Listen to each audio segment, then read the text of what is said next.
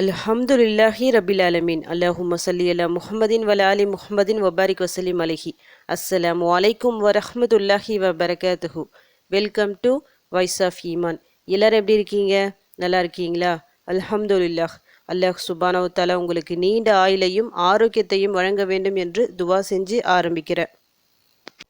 இந்த உலகத்தில் நாம் வாழும் ஒவ்வொரு நாட்களும் சிறந்த நாட்களாகவும் இருக்க முடியாது, இல்லை கெட்ட நாட்கள் துக்க நாட்களாகவும் இருக்க முடியாது. சந்தோஷமாக ஃபுல்லாக நம்ம அப்படியே சந்தோஷமாகவே வாழ்ந்துட்டு அப்படியே மவுத்தாயிட்டு போக முடியாது. அதே போல் கஷ்டத்தோட கண்ணீரோட கடைசி வரைக்கும் இதே நிலைமையோடு இருக்க முடியாது. இன்பம் துன்பம் சிறந்தது கெட்டது சொல்லிட்டு எல்லாமே கலந்து இருக்கும். அதுதான் மனிதனுடைய வாழ்க்கை. அல்லாஹ் சுப்ஹானஹு வ தஆலா அப்படிதான் நிர்ணயிச்சு வச்சிருக்கான். இப்படி கொடுத்தா இப்படி எடுக்கணும், இதை கொடுத்தா அப்படி தரணும் சொல்லிட்டு ஒவ்வொரு விஷயத்தையும் நம்மளுக்கு செய்வான். சில நேரங்களில் அந்த விஷயம் நம்மளுக்கு மிகவும் சந்தோஷமானதாக இருக்கும். அந்த நாள் ரொம்ப சந்தோஷமான ஒரு விஷயமா சந்தோஷமான ஒரு நாளாக அமையும். ஆனால் அதே அப்படியே திருப்பி போட்டால் இந்த மாதிரி ஒரு மோசமான நாள் என் வாழ்க்கையிலே இல்லை அப்படின்னு சொல்கிற அளவுக்கு அந்த நாள் ரொம்ப கெட்ட நாளாக அமையும். சோதனைகள் கண்டிப்பாக வரும். அல்லாஹ் சுப்ஹானஹு வ தஆலா இந்த மாதிரி சோதனைகளை கஷ்டங்கள் மூலமாகவும் செல்வத்தின் மூலமாகவும், செல்வத்தை அதிகமாகவும் கொடுப்பான், குறைச்சும் கொடுப்பான், நோயின் மூலமாகவும் சொல்லிட்டு நிறைய விஷயங்களில் சோதிப்பான். இது எல்லாம் சோதிக்க காரணம் அவன் அந்த நிலையில், அதாவது இந்த மாதிரி ஒரு சோதனை வரும்போது எப்படி செயல்படுறான் இதை பார்க்கறதுக்காக தான். அந்த செயல்படுவதை பொறுத்து தான் நன்மை தீமை நமக்கு வழங்கப்படுகின்றது. நாம் பொறுத்து கொண்டு ஒரு சோதனை வருது, அதை பொறுத்து கொண்டு இன்னும் அழகிய நல்ல அமல்களை தொடர்ந்து செய்யும் போது அதனுடைய கூலி மிக அழகானதாக சிறப்பானதாக இருக்கும். சோதனை வரும், ஆனால் பொறுமை மிக அவசியம். அல்லாஹ் சுப்ஹானஹு வ தஆலா பொறுமையை பற்றி குர்ஆன்ல பல இடங்களில் சொல்கிறான். பொறுமையாக இருங்க, நான் உங்களுடைய பிரச்சனைகளை நீக்குவேன். பொறுமையாளர்களுடன் தான் நான் இருக்கின்றேன். பொறுமையாளர்களின் கூலி மிக சிறந்தது, மிக அழகானது, அவர்களின் முடிவும் அழகாக இருக்கும். அந்த மாதிரி நிறைய இடங்களில் சொல்கிறான். அதனால் பொறுமை காக்கணும். ஏதாவது ஒரு சோதனை வந்து நாம் பொறுமை காத்து அந்த நேரத்தில் ஒரு துவா இருக்குது. அந்த துவாவை நாம் சொன்னால் அல்லாஹ் சுப்ஹானஹு வ தஆலா அந்த சோதனையை அந்த வேதனையை நம்மை விட்டு நீக்குவதோடு இல்லாமல் எந்த ஒரு விஷயத்துக்காக நாம் கஷ்டப்படுறோமோ அதுக்கு பதிலாக ஒரு நல்ல செய்தியை ஒரு நல்லதை நமக்கு கொடுப்பான். அவ்வளவு சிறப்பு இருக்குது அந்த துவாவிற்கு. அதற்கு சொல்லிட்டு ஒரு வரலாறே இருக்குது. அந்த துவாவை ஓதி ஒரு பெண்மணியின் வாழ்க்கை எப்படி மாறிச்சு சொல்லிட்டு அவ்வளவு சிறந்த துவா. எப்பெல்லாம் சோதனைகள் கஷ்டங்கள் வருதோ அந்த நேரத்தில் எல்லாம் இந்த ஒரு துவாவை ஓதி அல்லாஹ்விடம் உதவி கேட்டு பாருங்க. எப்படிப்பட்ட ஒரு நற்செய்தியை அல்லாஹ் உங்களுக்கு தருவான்னு சொல்லிட்டு நீங்கள் கொஞ்சம் பொறுத்திருந்து பார்க்கணும். அப்படிப்பட்ட ஒரு அழகான துவாவை தான் இன்றைக்கி நான் சொல்ல போகிறேன்.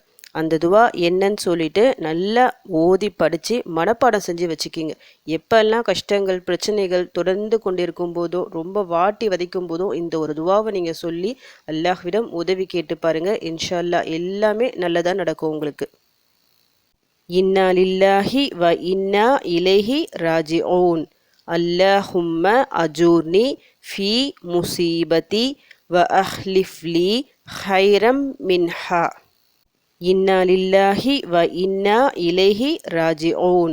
அல்லாஹும்ம அஜூர்னி ஃபி முசீபதி வ அஹ்லிஃப்லி ஹைரம் மின்ஹா. இன்னா லில்லாஹி வ இன்னா இலைஹி ராஜிஊன். அல்லாஹும்ம அஜூர்னி ஃபி முசீபதி வ அஹ்லிஃப்லி ஹைரம் மின்ஹா. இறைவா, எனக்கேற்பட்ட இத்துன்பத்தை நான் பொறுமையுடன் ஏற்றதற்கு மாற்றாக எனக்கு நன்மையை வழங்குவாயாக. இந்த துவாவிற்கு ஒரு வரலாறு இருக்குது, நான் சொன்னலை, அதை இப்போ சொல்கிறேன் நான். நபி ஸல்லல்லாஹு அலைஹி வஸல்லம் அவர்கள் உம்மு சலமா ரதியல்லாஹு அன்ஹா அவர்களுக்கு கற்றுத்தந்த துவா இது. உம்மு சலமா ரதியல்லாஹு அன்ஹா அவர்களுக்கு ஃபஸ்ட்டு ஒரு திருமணம் ஆகி அந்த கணவன் இறந்து விட்டார். அப்போ அந்த நேரத்தில் அவங்க மிகவும் ரொம்ப சோதனையாக நெருக்கடியான ஒரு சூழ்நிலை இருந்தாங்க. அந்த நேரத்தில் தான் நபி அவர்களிடம் வந்தாங்க. அப்போ நபி ஸல்லல்லாஹு அலைஹி வஸல்லம் அவர்கள் இந்த துவாவை கற்றுத்தந்தார்கள். இந்த துவாவை நீங்கள் ஓதுனா அந்த துன்பத்தை நீக்கி அதற்கு பதிலாக சிறந்ததை உங்களுக்கு தருவான் அப்படி சொல்லிட்டு அவங்க என்னதான் இருந்தாலும் நபி அவர்களிடம் கேட்டுட்டு வந்தாலும் அவங்க மனசுக்குள்ள ஒரு இது இருக்குது. இதெல்லாம் சாத்தியமா அப்படி சொல்லிட்டு உள்ளுக்குள்ள ஒரு சின்ன ஒரு சந்தேகம். அதற்கு காரணம் என்னன்னா, உம்மு சலமா ரதியல்லாஹு அன்ஹா அவர்களின் கணவர் மிகவும் நல்லவர். அவங்க மனைவியை ரொம்ப நல்ல பாசமா நல்லா பார்த்து கொண்டார்கள். இவங்களை விட சிறந்தது நம்மளுக்கு என்ன கிடைக்க முடியும்? அப்படிப்பட்ட ஒரு எண்ணம் உங்க மனசுக்குள்ள ஓடிட்டு இருந்துச்சு. காலங்கள் போயிடுச்சு. அதுக்கப்புறமா என்ன ஆயிடுச்சுன்னா, நபி ஸல்லல்லாஹு அலைஹி வஸல்லம் அவர்களே இவர்களை மணந்து கொள்ளும் ஒரு சூழ்நிலை உருவானது. உம்மு சலமா ரதியல்லாஹு அவர்களின் முதல் கணவர் நல்லவராக இருந்தாலும் அதில் எந்த மாற்று கருத்தும் இல்லை. அதற்கு பிறகு திருமணம் செய்து கொண்ட நபி ஸல்லல்லாஹு அலைஹி வஸல்லம் அவர்களை விட சிறந்தது தானே, மற்றவங்க எல்லாத்தை விட சிறந்தவர்கள் தானே நபி அவர்கள். அப்படிப்பட்ட நபி அவர்களே இவர்களுக்கு கணவனாக வந்தார்கள். இந்த ஒரு துவாவின் காரணத்துக்காக அவ்வளவு சிறப்பு இருக்கு இந்த ஒரு துவாவிற்கு. நீங்க இதை சாதாரணமா நினைக்காதீங்க. என்ன பிரச்சனைகள் கஷ்டங்கள் வந்தாலும் இந்த துவாவை ஓதிக்கிங்க, மறக்காம ஓதிக்கிங்க. மறக்காம இருக்கணும்னா நம்முடைய மனசுல இது மனப்பாடமா இருக்கணும். சில துவாக்களை பொறுத்த வரைக்கும் அப்புறமா ஓதிக்கலாம், தேவைப்படும் போது எடுத்து ஓதிக்கலாம் சொல்லிட்டு விட்டுடுவோம். ஆனா மறந்து போயிடுவோம். அதற்கு காரணம் ஷைத்தான் தான் கண்டிப்பா.